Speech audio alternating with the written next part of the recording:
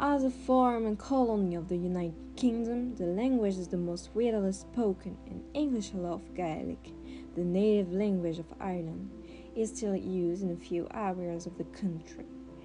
Ireland is a predominantly agricultural country. The breeding is important, and the number of the sheep exceeding the number of inhabitants. Ireland is known for its pub culture, a bar open to all renowned of their atmosphere. National sport without Ireland kind of hockey and Gaelic football, in football where the use of the hand is allowed. Despite the beauty of this country, Ireland remains a country with a painful past. In fact, the country is divided in two. The north is occupied by the Protestant and the south by the Catholic. Several years after Protestant gained independence, Protestants achieved a calmer and more pleasant quality of life. Happiness and peace had won the heart, but this peace was able to provoke the Catholic population. It was therefore in 1960 that the trouble began. In 1972, the peace was shattered when a bloodbath peace march took place in the Brookside area of Derry. In this fight, 14 people were killed, being shot down by the British Army. This event was so significant and now bears the name Bloody Sunday.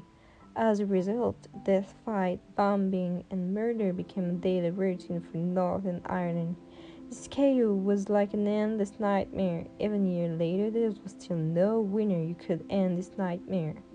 The two parts of the country have therefore worked together for a possible reconciliation and recovery of peace. In 1998, today, and peace treaty in two completely different categories and separated by a border. Despite the presence of this peace treaty, it is with a heavy heart, full of sadness as the country remembers its act of cruelty and its bloodthirsty event. Ireland has not finished surprising you. Ireland's Trinity College is Dublin's most prestigious research university, founded by Elizabeth I in 1592. This university also has such an imposing library, and its name is the Trinity College Library. It is the largest library in Ireland, where the famous Book of Kells Wish was created in 1907, which has never been resolved untitled today, but inspired Arthur Conan Doyle, the author of the Shane Sherlock Holmes artwork.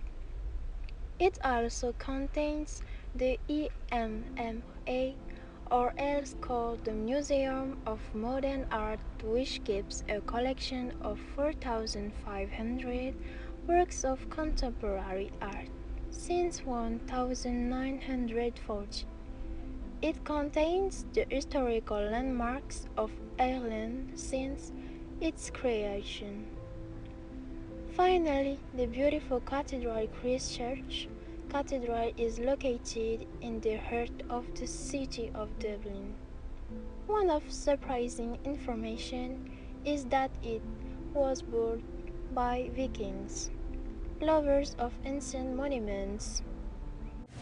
Ireland, also known as the Emerald Isles, has a breathtaking culture. Indeed, in this culture, in several areas like music, take for example the famous music Molly Malone, written by a popular songwriter in Dublin telling the story of Molly Malone. This music is so famous that it is considered the unofficial anthem of Dublin. It is right in front of the national anthem of Ireland and in front of the famous Galway Girl, music written by Steve Earle and released in 2000. On top of that, Ireland is known for its cultural food like Irish stew, which is a simple lab stew but Irish style. In addition, there are also the bungers and mash, extremely delicious quite simple to make and is made up of local food, which makes this dish a cultural dish.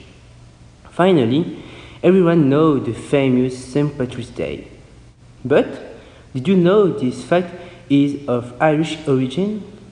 It is a Christian holiday celebrated by several churches, such Catholic and Orthodox. During this day, the streets of Dublin welcome music, colorful fruit, lighter, and exciting audience. You will be able to admire particularly an humorous sense which will easily mesmerize young and older alike. Irish, also called Gaelic Irish, is originated from the Gaelic language and has been spoken in Ireland since the arrival of Gael. However, even if Irish is the Republican language, it gradually gives way to other languages including French, German, Spanish, and many others. But you should know that Irish is a language that has ink in it the power of its origins, its culture, and its history after years, centuries, thousands of years of exchange between two lords, two religions, two nations, and so on. She has lived and survived the test of time, which takes everything in its path and leaves behind almost irrecoverable debris.